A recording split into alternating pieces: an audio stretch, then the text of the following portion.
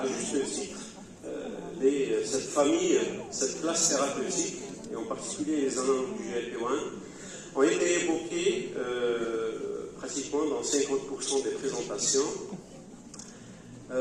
C'était le cas durant les derniers congrès européens et américains. Ça suscite beaucoup d'intérêt. Ce n'est pas récent, ça date de quelques années déjà, puisque c'est le début du siècle passé, en 1902 exactement, où des chercheurs ont trouvé cette sécrétion, qui ont appelé d'ailleurs la sécrétine, et ils ont qualifié l'intestin d'organe endocrine. Au fil des années, des choses ont été précisées. La technologie, bien sûr, c'est surtout l'immunochimie qui a précisé le caractère de ces différentes molécules. Alors, en haut, c'est le chien. On a rendu hommage à un chien qui a servi pour découvrir ces molécules, ces protéines, et c'était un groupe d'anti-vivisection, anti-chercheurs, anti-médecins de l'époque, en Angleterre, qui avait honoré ce fameux chien. Et dans la suite, donc à la fin du siècle passé, encore un autre animal qui a servi à améliorer, si vous voulez, la connaissance de ces protéines. C'est le monstre de Gila. Le monstre de Gila, où les chercheurs analysent régulièrement et de manière systématique la salive de beaucoup d'animaux. Ce monstre, on a analysé sa salive et on avait trouvé une protéine, l'exenzyme 4, qui ressemblait donc au GLP-1 humain. Et surtout, il avait cette caractéristique d'être résistant, il résistait plus à une enzyme, à DPP4.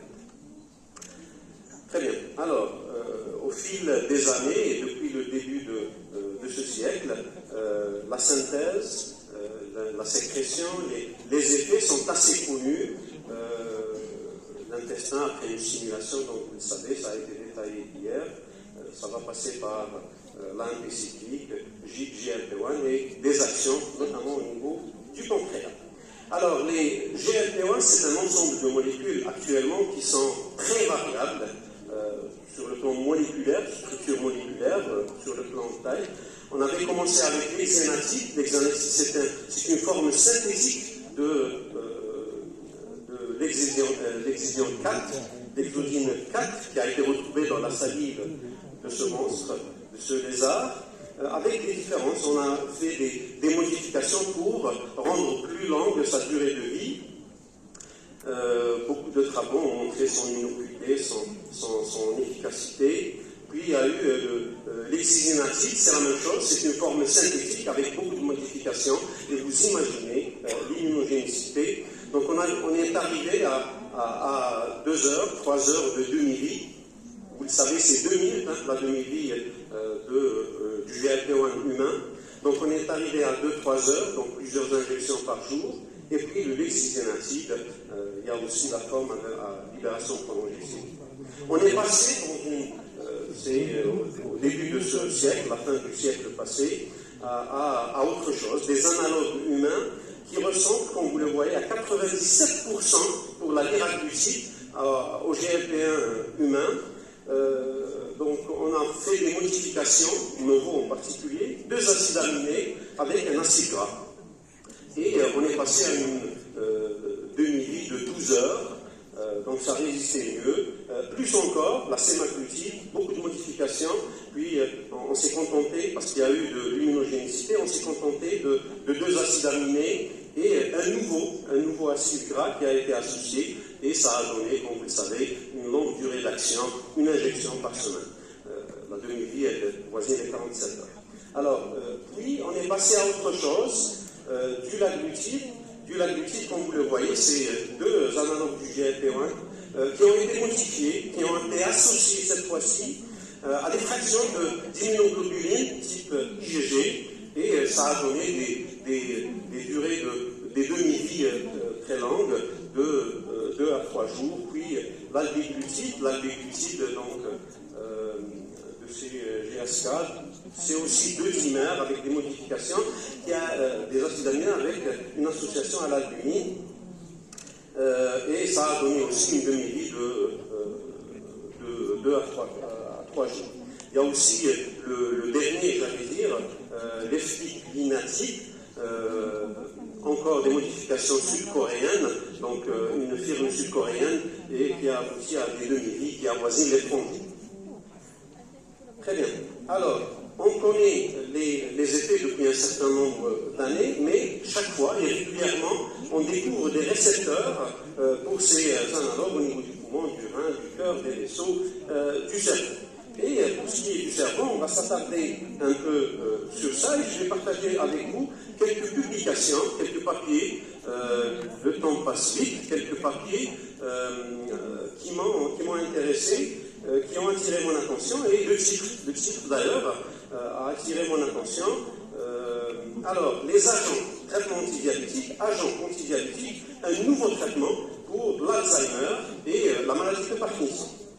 Alors, c'est une revue, les neurologues ont travaillé aussi, beaucoup d'articles, donc je vais les passer rapidement parce qu'on n'a pas le temps.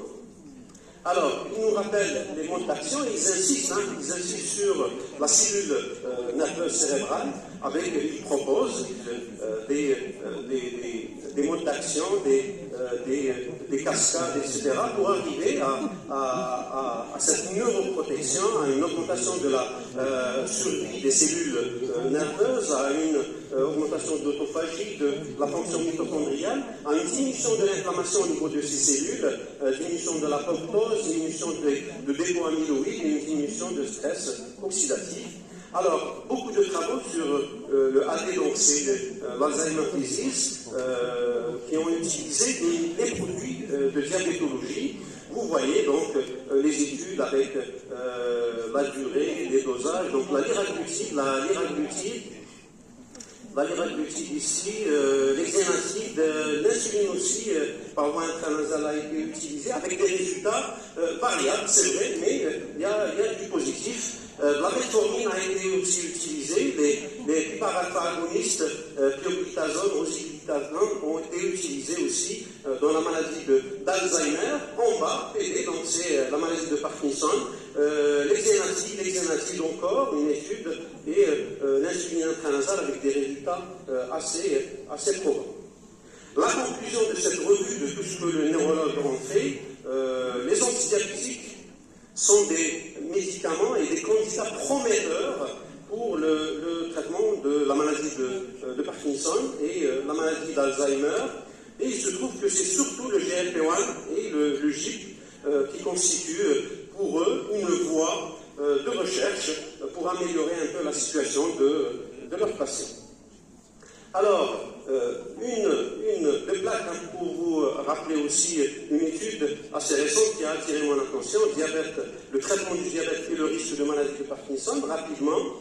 Donc, c'est une interrogation de base de données anglaise, 2 millions de patients, 100 000 diabétiques de type 2 qui sont suivis dans ces bases de données, et on avait vu qu'est-ce qu'ils prenaient comme médicaments, et puis on avait évalué l'incidence de la maladie de Parkinson. La conclusion de cette grande cohorte, tenez-vous bien, c'est que l'incidence de la maladie de Parkinson chez les diabétiques de type 2 était moindre chez les sujets qui recevaient du GLP-1 ou des inhibiteurs de la DPP4. Et ils estiment que c'est une voie de recherche pour traiter leurs patients.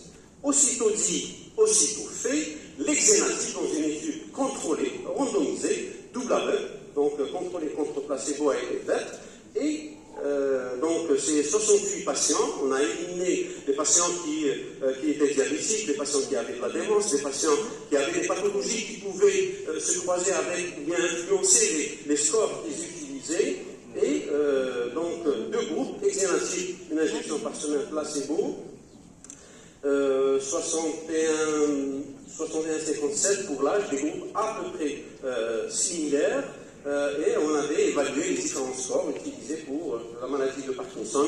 Vous devinez les résultats, une amélioration pratiquement de leur situation, une diminution de l'aggravation de la pathologie.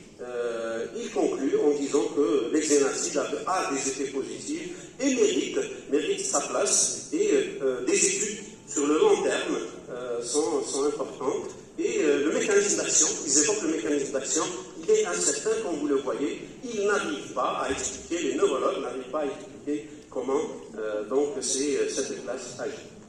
Sur le rein, c'est les physiologistes qui sont intéressés aussi à ça. Une revue a été faite, plusieurs travaux, le sujet sain, l'action du GLP-1 physiologique, l'action de l'administration de GLP-1 agoniste à forte dose, pas de changement par exemple chez le sujet sain, mais il y a des changements au niveau de la fonction rénale dans certaines populations. Donc à votre droite, c'est la liste des groupes diabétiques sans atteinte rénale, avec atteinte rénale moyenne, avec une atteinte sévère, les sujets en bonne santé obèses, sujets healthy avec une atteinte rénale. Tous les profils ont été explorés. Et les physiologistes anglais proposent encore des mécanismes en utilisant ces canaux potassiques, les différents canaux potassiques. Le calcium aussi a été incriminé. Ils concluent en disant que c'est aussi une voie, puisque les GLP-1 agonistes sont utilisés pour le traitement du diabète. Ils améliorent la glycémie, ils améliorent le poids, la pression artérielle, mais ça ne suffit pas pour expliquer la préservation de la fonction rénale.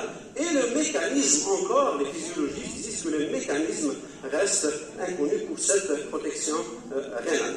Alors, la dernière partie, la protection cardiovasculaire, la dernière étude qui date de quelques mois, à la fin de l'année passée, sémaglutide d'une injection par semaine, a été utilisée chez le sujet obèse pour évaluer, bien sûr, donc les outcomes cardiovasculaires sans diabète. Donc on commence à s'éloigner du diabète, on est dans l'obésité. Vous allez voir tout à l'heure qu'on s'éloigne encore de l'obésité. Alors, rapidement, donc c'est pratiquement 9000 patients dans l'un et l'autre des groupes. Ce pas des sujets diabétiques, je vous le rappelle. Et c'est des sujets qui ont soit un AVC, soit un infarctus, soit une anémie, soit les trois. Et les résultats, vous les connaissez probablement, une réduction de tout ce qui est événements cardiovasculaires, le critère composite, la mortalité toute cause, et la mortalité aussi, le critère heart failure composite. Donc, tout était positif. La conclusion des auteurs, alors c'est, sur le plan cardiovasculaire, la sémaglutide en particulier, 2,4 mg par semaine, permettait de réduire l'incidence de la mortalité cardiovasculaire, l'incidence de l'infarctus non fatal et l'incidence de l'AVC non fatal. La dernière plaque, c'est des données animales pour essayer d'expliquer cette protection qui va au-delà de l'équilibre du diabète, etc. Parce que, comme vous le voyez, et de manière indépendante du poids, de manière indépendante de l'obésité, les analogues du GLP-1 agissent au niveau des vaisseaux en diminuant l'inflammation, en diminuant le début, donc la plaque, la charge de cette plaque, pour dire enfin que beaucoup de progrès ont été réalisés dans la compréhension. 33 secondes. 30 secondes. Oui, je compte. Donc, beaucoup de progrès ont été réalisés dans la compréhension de la physiopathologie et de la pathologie, la physiologie de beaucoup de pathologies. On assiste à des changements considérables dans la thérapeutique de plusieurs pathologies, vous avez vu, Parkinson, etc. Et probablement les GLP-1 vont nous surprendre d'ici peu. Et je vous remercie. Merci, professeur.